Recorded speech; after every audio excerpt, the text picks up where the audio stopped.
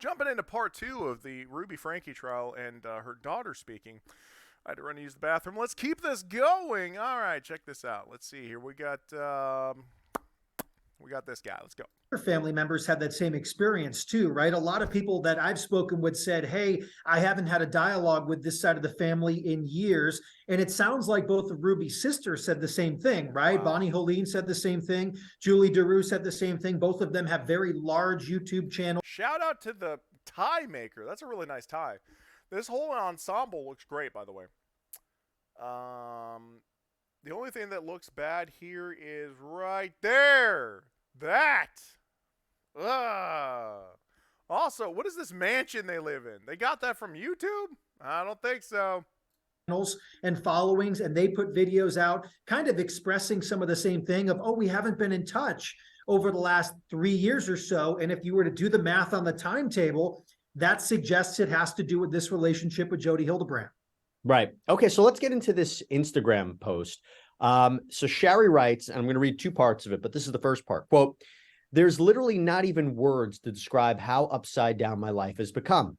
I've cried, had an infinite number of panic attacks, had way too much ice cream, and yet life goes on.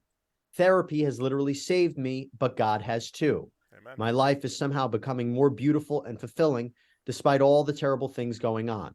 I've tried to live my life to the fullest the last few weeks, even though all I want to do is hide away in my apartment. I do have my days. Brian, let's start right there. What's your reaction to that part of the statement from Sharon? Wow. You know what? Because she's going through it. I'm sure there's been a lot of.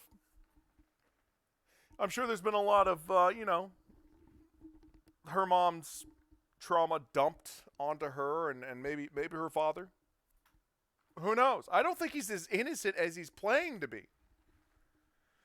There's also there's a YouTube of just the clips that show like supposed abuse happening to the kids on those YouTubes, like tons of it. I need to do a reaction to that. I've been talking about doing a reaction to that. I will do a reaction to that eventually. Gary Frankie. Well, she's human, right? I mean, she's obviously going through a really difficult time. Yes. So many people have reached out to her, whether she wants to hear from them or not. I think this is one of those things. It's about time we're hearing from her, right? There's so many people that are involved in this as just a consumer or even a family member that just want to know how she's doing. It's pretty obvious that both Sherry and Chad have perspective on what was going on to some degree, right? Just how much they want to share is totally up to them as it pertains to their mom, Ruby. And even if Kevin had any involvement in any of this, right? I think that's still the question mark here. But when it comes to what she said, she's a devout member of the Church of Jesus Christ of Latter-day Saints that is very forward-facing on her Instagram page.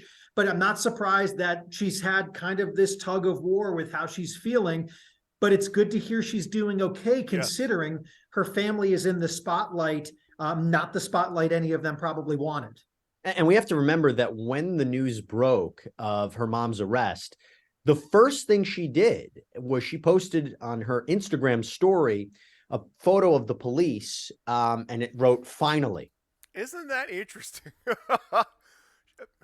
So, when I first saw this months ago, we were all like, oh, dude, she knew this was happening. And she was probably mentally like pushed into a corner where she could never speak about it. Now, a lot of people that I've talked to, obviously, I've got a bunch of Mormon friends that, the Mormon Church, Latter-day Saints, they're not bad. They're great people. There's no cultism there. However, there are sects of Mormonism that I've heard. I obviously have no evidence for this outside of documentaries that I've seen that are very like, you can't speak out against anything, otherwise you're shunned or you're even trapped by the church. So, psychologically, she might have felt trapped, and she they finally went in there and found the monster that how I thought. The monster that I've had to deal with all my life. My mom's true nature come to bear.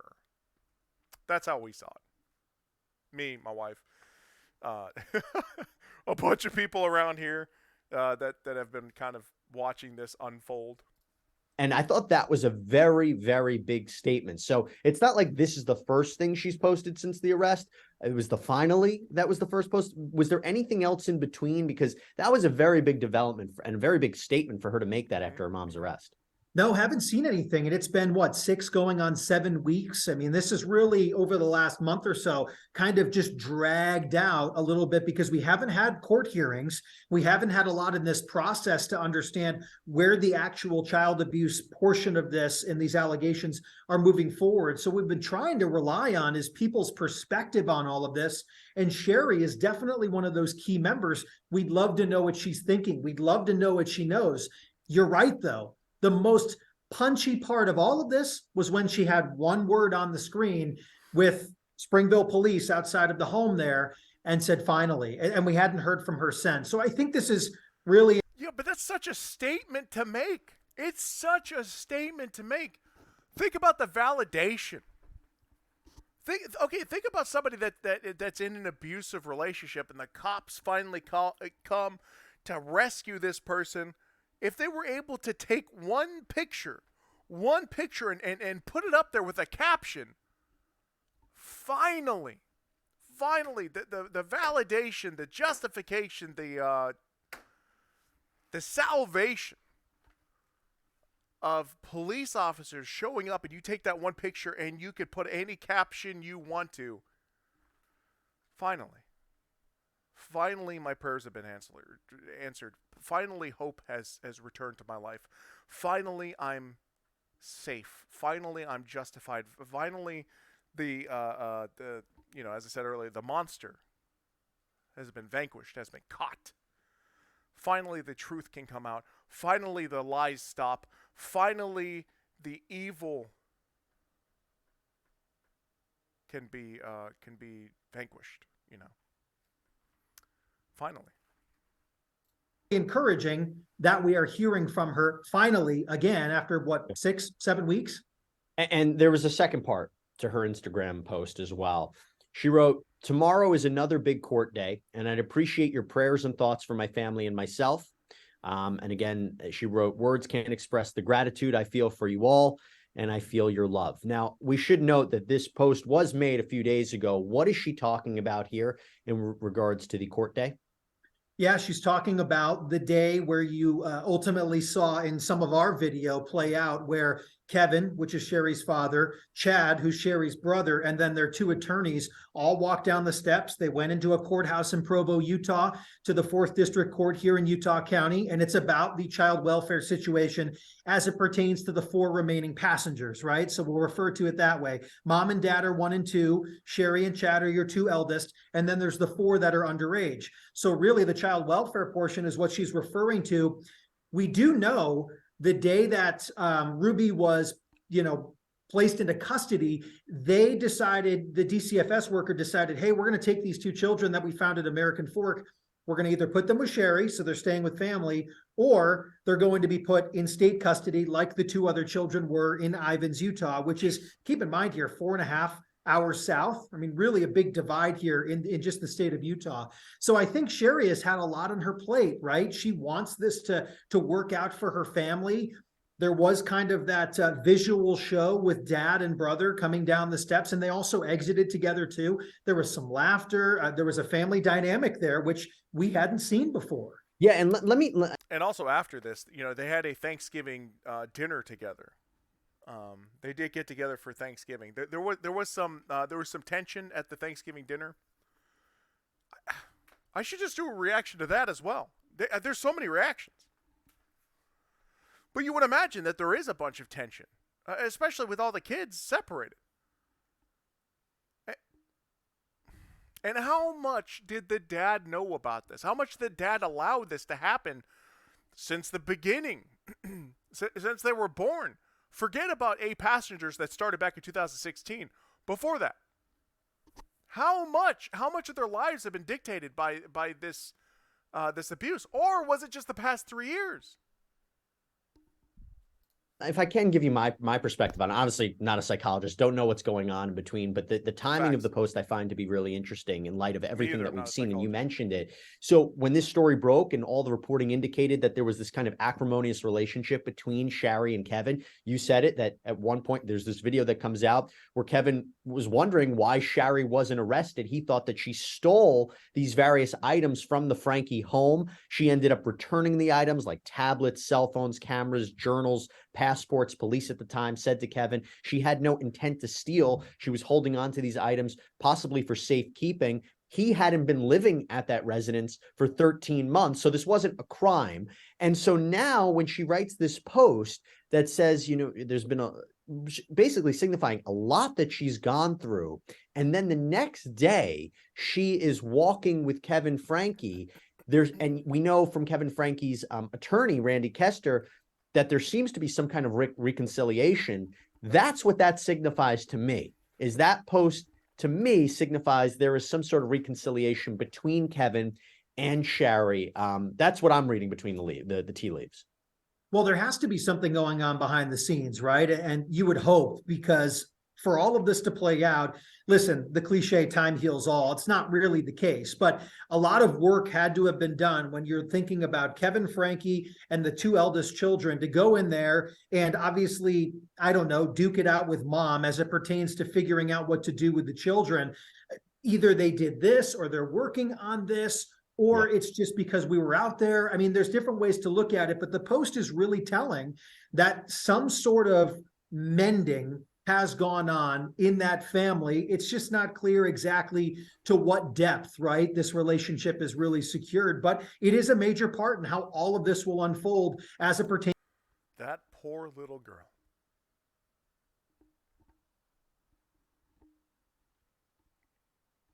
How much abuse has she been through? I think about this all the time because I see this a lot. Every day, I see like these tragedies of these children that are raised in bad situations, and they're constantly fighting each other because they're beaten on each other at home. They live in basically war zones here in America. They're in like terrible areas, and then they go and beat each other, and so everybody's surprised when they go to prison or end up unalived at a very young age. How much abuse did this child go through?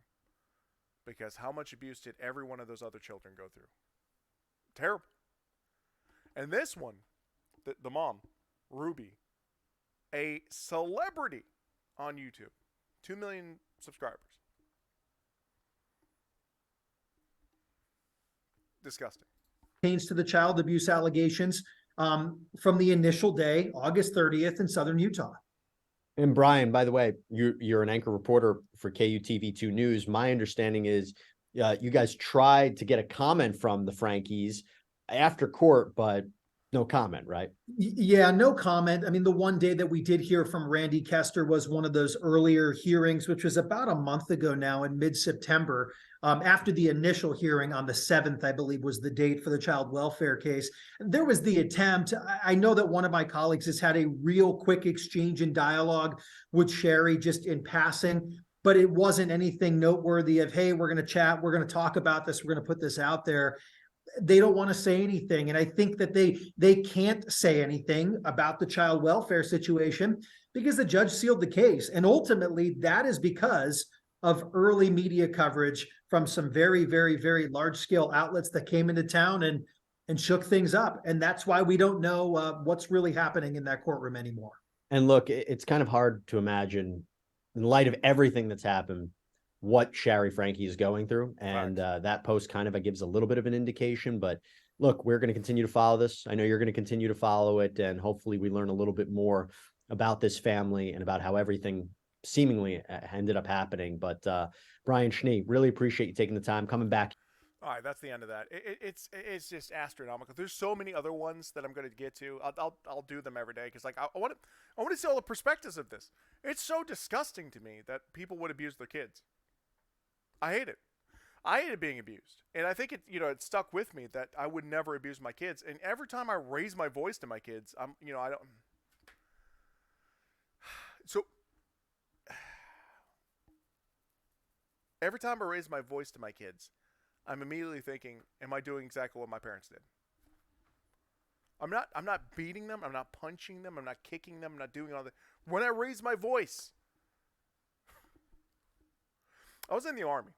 And, you know, when I first got out of the Army, we adopted my son. And to discipline him, I made him do jumping jacks and push-ups. Because that's all I knew. I didn't know anything good from my parents.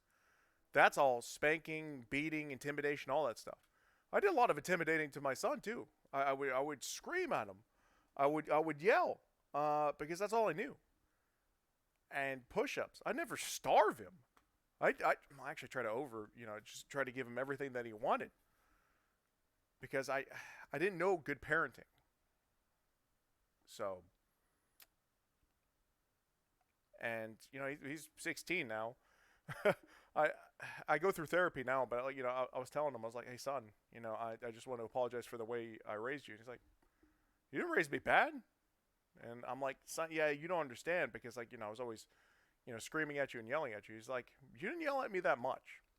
You know, I know parents that actually beat their kids, and I'm like, yeah, but that's not me. You know,